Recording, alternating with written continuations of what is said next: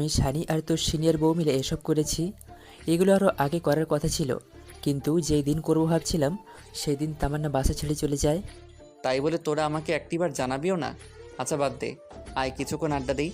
আড্ডা সারা জীবন দিয়েছি, পরেও দেওয়া যাবে। তোর সিনিয়র বসে বসে তোর জন্য ওয়েট করছে। যা তাড়াতাড়ি ভেতরে যা। আচ্ছা ঠিক আছে। এই শোন, বল। সিনিয়র তো পূরণ হয়ে গেছে, এত লজ্জা শরমের কাজ নেই। গিয়ে বিড়াল মেরে ফেলবি, পরে উল্টো হয়ে শুয়ে পড়িস। হারামজাদা, তুই আর ঠিক হবি না। আচ্ছা তোর পাশের রুমে গিয়ে ঘুমা, রাত অনেক হয়েছে। আচ্ছা ঠিক আছে, যা। এরপর রুমের সামনে গেলাম, কেমন যেন ভয় লাগছে, সাথে লজ্জাও। কিছুক্ষণ আগেও তো তামান্নার সাথে কথা বলে আসলাম, এখন আবার লজ্জা লাগছে কেন? দূর, যা হওয়ার হবে। আগে একবার ভিতরে যাই। এরপর 1 কেজি সাহস নিয়ে দরজাটা খুললাম। দেখলাম তামান্না লম্বা একটা ঘোমটা দিয়ে বসে আছে। আমি যাওয়ার পর উঠে আসলো, এসে আমার পা ছুঁয়ে সালাম করতে যাবে, এমন সময় আমি ওর হাত ধরে ফেললাম। আরে আরে, কি করো? কি করছি দেখতেছো না? সালাম করতেছি। আরে, জুনিয়রদের সালাম করতে হয় না। কে বলেছে জুনিয়র? 1 বছর ওটা কোনো সমস্যা না, আর স্বামী হিসেবে তুমি সব সময় উপরেই থাকবে। ওকে মহারানী, বুঝলাম, কিন্তু আপনাকে আমার পা ধরতে হবে না, কারণ আপনার জায়গা আমার পায়ে নয়, বুকে, বুঝছেন? বুঝলাম। এবার চলেন। কোথায়? ছাদে। এত রাতে ছাদে কেন? চাঁদ দেখবো। চলো ছাদে চলো। ওকে চলো। এভাবে যেতে পারবো না, তো কিভাবে যাবে? আমাকে কোলে করে নিয়ে যেতে হবে। ওরে আল্লাহ, কি বলো এসব?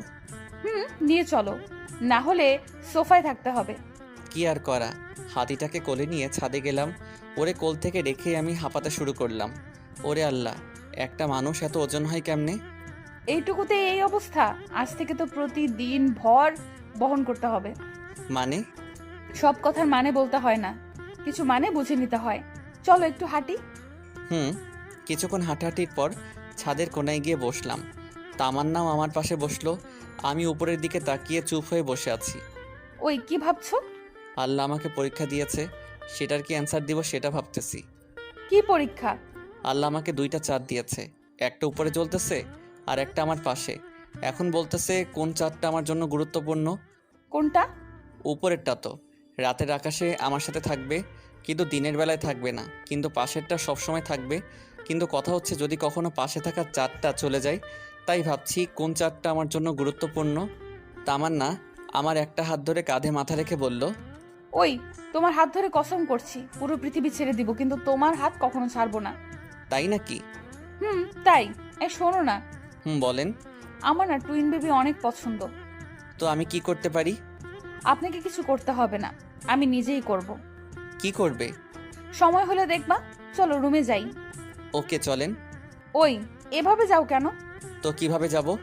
আগের মতো কোলে করে নিয়ে যাও। কি আর করা, আবারও কোলে করে নিয়ে গেলাম। খাটে রেখে আমি ওয়াশরুমের দিকে যাচ্ছি, এমন সময় তামান্না আমার শার্টের কলার চেপে ধরে বলল, এই কই যাস? একটু আসছি। টুইন বেবির কথা বলছি যে ভুলে গেছো? এ কথা বলেই একটা টান দিয়ে খাটে ফেলে দিল। হারিয়ে গেলাম অন্য এক জগতে। আপনারা এখনো বসে আছেন? আর কত, অনেক কিছু তো দেখে ফেলেছেন।